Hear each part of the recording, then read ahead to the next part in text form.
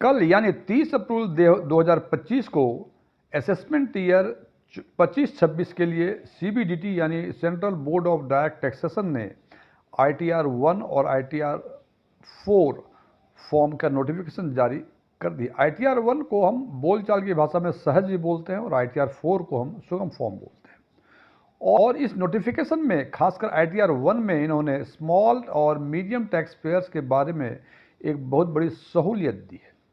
आज हम चर्चा करेंगे इसी ITR के बारे में और देखेंगे कि ITR 1 आखिर कौन कौन फाइल कर सकता है, इसको कौन फाइल नहीं कर सकता है, और ये जो सहूलियतों की बातें हैं, क्या सहूलियत हैं और इसके इम्प्लीकेशंस क्या हैं।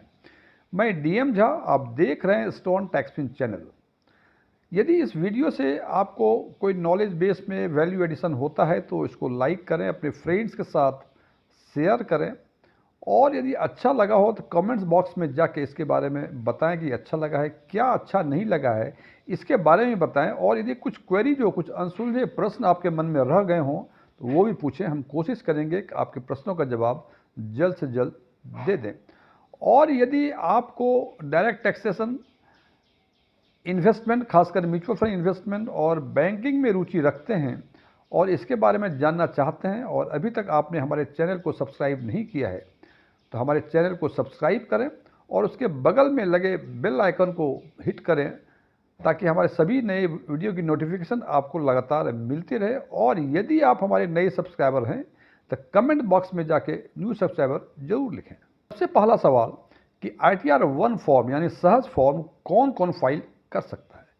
तो सबसे पहले इसको रेसिडेंट फाइल कर सकते हैं। वो इंडिविजुअल्स इसको फाइल कर सकते हैं जिनकी इनकम 50 लाख रुपए तक है। यदि 50 लाख रुपए से अधिक है तो आप ये फॉर्म फाइल नहीं कर सकते।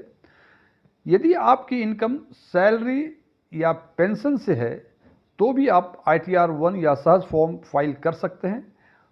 यदि आपकी फैमिली पेंशन है तो भी आप ITR 1 फाइल कर सकते हैं। फ्रेंड्स, फैमिली पेंशन के बारे में लोगों को गलतफहमी है। सैलरी और पेंशन इनकम टैक्स प्रोविजंस के हिसाब से सैलरी इनकम में ही इंक्लूड होते हैं, जबकि family pension other source of income में इंक्लूड होते हैं। सो यहाँ ये देख लें कि सैलरी और पेंशन भी इंक्लूड होंगे, फैमिली पेंशन वाले जो पेंशनर हैं वो भी इंक्लूड होंगे। जिनको वन हाउस है, जिसकी रेंटल इनकम उनके पास आ रही है, वो भी ये फॉर्म फाइल कर सकते हैं। और सबसे इम्पॉर्टेंट जो चेंजेज हुए हैं इस बार असेसमेंट ईयर 25-26 में ITR 1 फॉर्म में, कि यदि आपकी long term capital gain on equity 1,25,000 तक है एक वर्ष में तो आप ITR 1 फाइल कर सकते हैं। पूर्व की व्यवस्था के अनुसार यदि आपकी कोई भी लॉन्ग टर्म कैपिटल गेन या कोई कैपिटल गेन हुआ करती थी, चाहे 1,25,000 से कम हो, 1 लाख से कम हो, कुछ भी हो, तो आपको ITR 2 या ITR 3 भरना होता है। और ITR 2 और 3 काफ़ी कॉम्प्लिकेटेड फॉर्म है जो आम तौर पे आम टैक्स पेयर्स को भरने में असुविधा होती है। तो ये एक बहुत बड़ा चेंज आया है। उसके बाद ITR 1 वो भी फाइल कर सकते हैं जिनका कोई अदर सोर्स ऑफ इनकम हो, जैसे आपके फिक्स डिपॉजिट है बैंक में, उसका इंटरेस्ट आता हो, डिविडेंड इनकम आता हो शेयर से, वो भी कर सकते हैं। और वो भी फाइल कर सकते हैं जिनकी एग्रीकल्चर इनकम 5,000 रुपये तक हो। तो ये सारे वो एंटिटीज़ हैं जो ITR 1 यानी सहज फॉर्म फाइल कर सकते हैं। लेकिन अब यदि ये बातें करें कि कौन कौन ITR 1 यानी सहज फॉर्म फाइल नहीं कर सकते हैं, तो सबसे पहला, क्योंकि हमने रेजिडेंट की बातें की थी कि रेजिडेंट फाइल कर सकता है, इसका मतलब वो ITR 1 फाइल नहीं कर सकते जो नॉन रेजिडेंट इंडियन हैं। नॉन रेजिडेंट इंडियन और रेजिडेंट के बारे में एक लाइन में बता दूं कि जो व्यक्ति, जो एंटिटी 182 दिन से अधिक हिंदुस्तान के बाहर रहता है उसको नॉन रेजिडेंट इंडियन कहा जाता है, और जो 182 दिन से कम देश के बाहर रहता है, हिंदुस्तान के बाहर रहता है, उसको रेजिडेंट इंडिविजुअल बोलते हैं। समान है। तो हालांकि इसमें बिटवीन द लाइंस बहुत सारी चीज़ें हैं, मैंने आपको समझाने के उद्देश्य से केवल मोटा मोटा बता दिया आपको।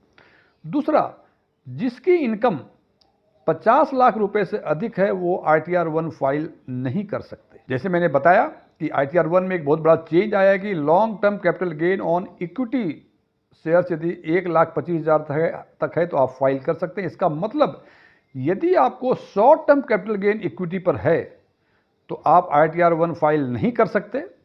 यदि आपकी कैपिटल गेन किसी प्रॉपर्टी से है तो आप ITR 1 फाइल नहीं कर सकते। यदि आपको कोई कैपिटल लॉस है या कैरी फॉरवर्ड लॉस का होना है, फिर भी आप ITR 1 फाइल नहीं कर सकते। यदि आपको एक मोर देन वन हाउस से रेंटल इनकम आती है तो भी आप ITR 1 फाइल नहीं कर सकते। यदि आपकी इनकम बिजनेस और प्रोफेशन से है तो भी आप ITR 1 फाइल नहीं कर सकते। और यदि आपकी एग्रीकल्चरल इनकम 5,000 रुपये से अधिक है तो भी आप ITR 1 फाइल नहीं कर सकते। और यदि आप किसी कंपनी में डायरेक्टर हैं और डायरेक्टरशिप का कुछ पैसे मिलते हैं आपको तो भी आप ITR 1 फाइल नहीं कर सकते। ये तो हमने चर्चा की कि कौन ITR 1 फाइल कर सकता है, कौन ITR 1 फाइल नहीं कर सकता है। अभी मैंने जैसे चर्चा की कि यदि आपकी long term capital gain on equity 1,25,000 तक है तो आप ITR 1 फाइल कर सकते हैं। ये एक बड़ा परिवर्तन है जो स्मॉल और मीडियम टैक्स पेयर वालों को काफ़ी सुविधा देता है।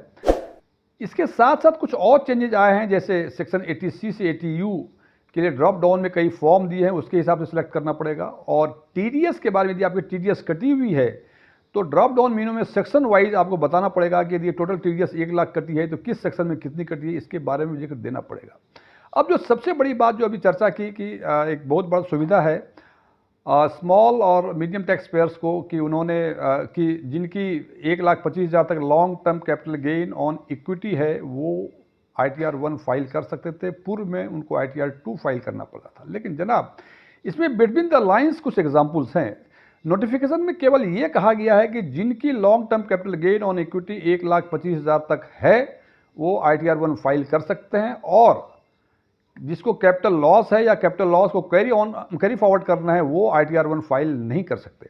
अब ये बातें सामान्य तौर पर समझ में नहीं आती हैं। इसको हम एक एग्जांपल के द्वारा समझते हैं कि यदि आपके पोर्टफोलियो में 4 म्यूचुअल फंड्स हैं और उन 4 म्यूचुअल फंड में से 3 म्यूचुअल फंड ने एक साल में long term capital gain 2 lakh रुपए दिए हुए हैं और चौथा म्यूचुअल फंड जो है उन्होंने 1 लाख का लॉन्ग टर्म कैपिटल लॉस दिया हुआ है, तो net long term capital gain on equity या इक्विटी ओरिएंटेड म्यूचुअल फंड्स में से होंगे 2 - 1 = 1 लाख।